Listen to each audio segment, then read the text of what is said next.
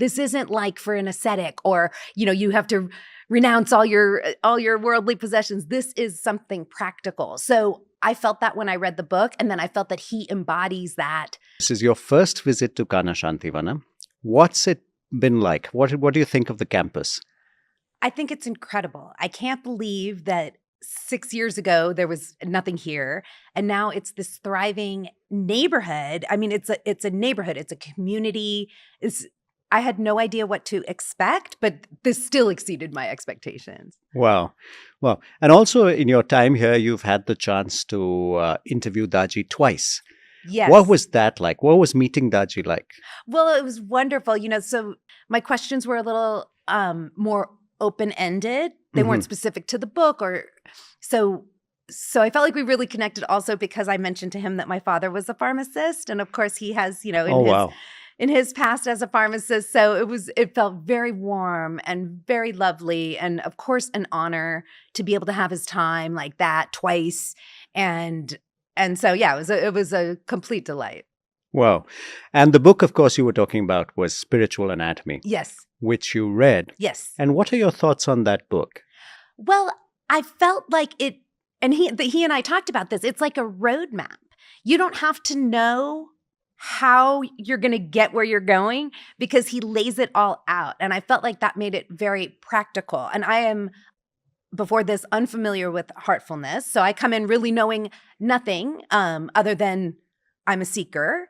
And so this was like step by step. And it's almost kind of hard to believe that like, oh, okay, it could be this simple.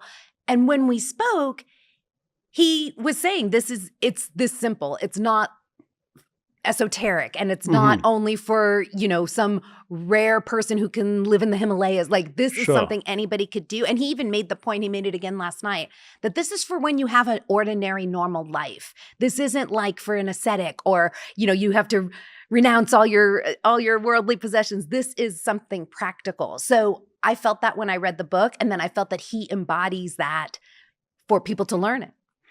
Because what you mentioned is very right. We often think of terms like chakras, and immediately we think that this is too esoteric and this is too new agey, and it's just complicated.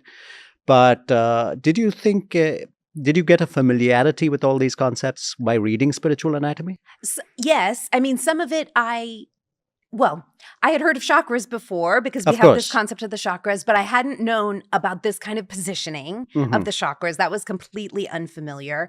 And the idea of expanding consciousness, I was like aware of and intrigued by, but I hadn't seen it presented as such a not totally linear, but like almost like a step-by-step kind of path. Like this is something that you can actually ascend through and not just sort of hope that this happens, like you can do it. It's laid out for you. And that's what I think I was most taken by with the book. Yeah, it's almost like a manual that you do this and this is what will happen kind of thing. It's not like there are not that many variables that you rely on the universe to come to your rescue. And he tells you kind of what to expect at each thing. Like, here's where you could get hung up, and here's what you can sort of look forward to, and here's where people are like reluctant to move forward because they reach that. So that I found very reassuring, and it seems like it's actually accessible.